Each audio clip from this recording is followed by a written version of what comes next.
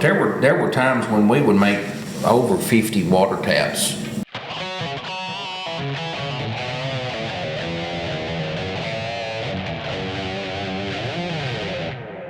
All right, hey out there tonight.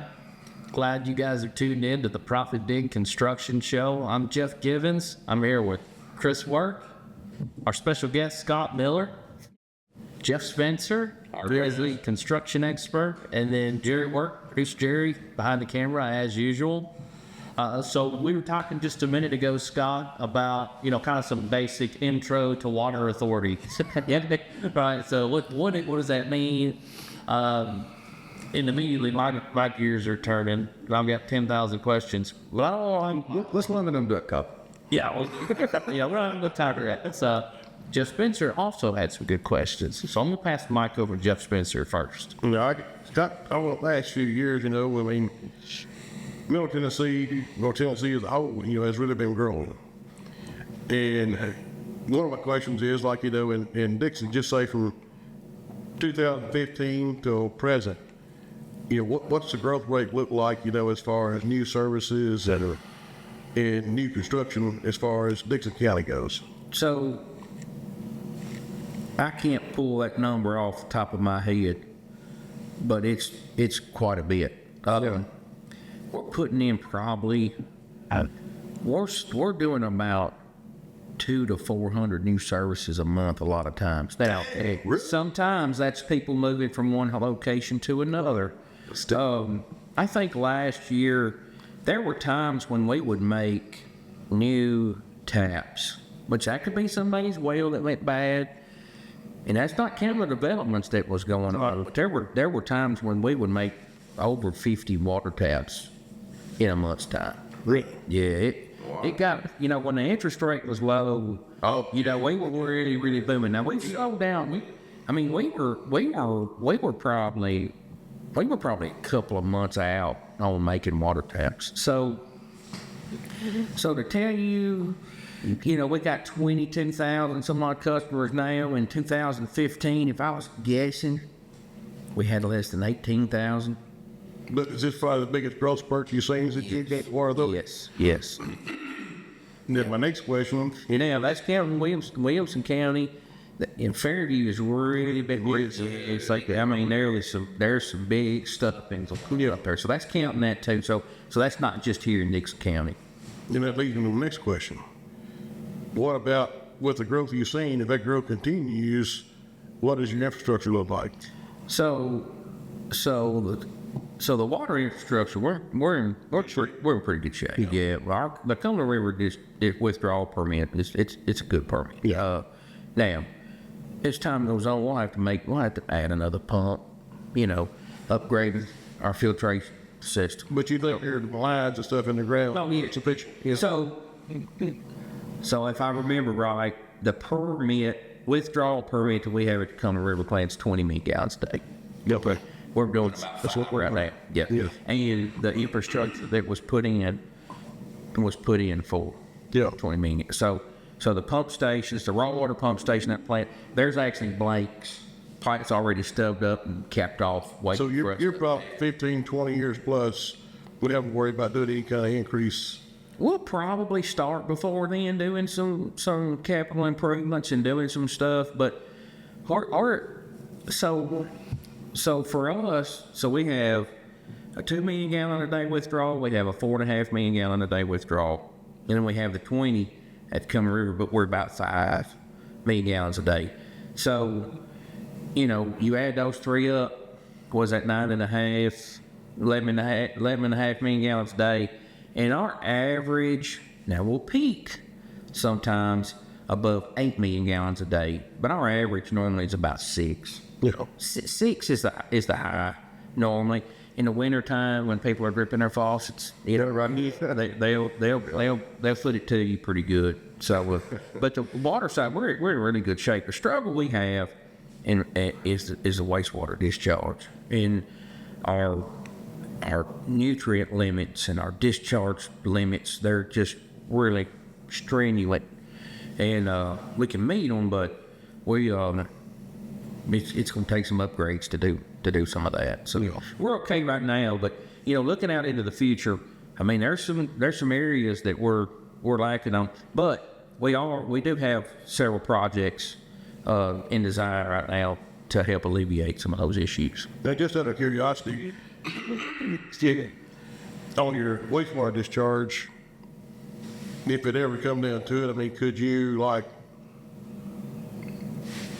sell your wastewater to another distribution center or I mean, recycling center to it's possible, but we'd have to get it there. right get it there? I think it would be challenging. Yeah, the what they're pushing us to do. How much I need to be talking about this? Yeah, no, Yeah. don't say that. No, But it's just what the state's really wanting us to do. I mean, we're looking to increase our discharge, our sewer discharge. I was just curious. They're really Austin, if it could possibly help you out. Yeah, getting it there, would be the trouble. And I think the state will issue us a discharge permit to come and river at any time. Yeah, because the Metro would actually be your biggest. Yeah. Yeah. Of course, we'd have to go, we'd go below our withdrawal for our treatment facility, but that's probably the future of this county's wastewater discharge. But it's not cheap, and you can get all free money you want in the utility business. You gotta. We actually have received some pretty good grants here lately with the American Recovery Plan Act, but you gotta pay depreciation on that, and you gotta fund that. You cannot. Yeah. I've seen smaller utilities that receive these grants, and they got money in the bank, but they're in the red at the end of the year because they can't fund the depreciation that comes with putting in the new infrastructure. So, So how does that work then? Just taking a step back, just talking about like the permit with the Cumberland River. So as we grow, I mean, what happens? This may be a dumb question. I mean, do you just go back to whatever board organization and apply for a larger permit? And does that? I mean, that's pretty simple. Then even up back, it's everyone. well, it's not saying. Well, yeah, it's not saying. But just in terms of what you have to eat, but everyone else is competing for that too, I guess. TDEC, which is the Tennessee Department of Environmental Conservation, they're the ones that issue our permits. I got you. But you have to do stream studies. You have to take sampling data. I mean, it's not. And not really simple. No, but yes, they're the ones. They're the ones that will approve the permit. Yeah, I got you. Yeah, the big bodies of water is, you don't have any. It's the minimus to the stream. It's clean water. It's crystal clear what we discharge. It's got some nutrients and different things in it. But it's you pull it out, strict And put it back. put it back. And I know other counties do it. I don't know if this be something that Dickson County would foresee in the future or not, but like raw water distribution, we're taking your treated sewer water and using it like for irrigation purposes and stuff of that nature. We've talked about that before, but it's just not. It's so seasonal. Yeah. And in the summertime, if we had the infrastructure in, it would be really good. What are you going to do with it in the winter? Right. And that's the problem with that. We have we've talked about doing that with Greystone. But could you do like storage tanks? To Well, you could, but you wouldn't ever have enough to hold it all. The rainy season, your treatment, you get to. wouldn't be consistent because it's been doing. Correct. It's Sorry guys, clear my throat all the time. It's that time of year. Yeah. He's okay, everybody. We do lead the nation in allergies. Just blink twice. Yeah. Enough. Yeah. Yeah. I'm gonna go down there. I was curious to know about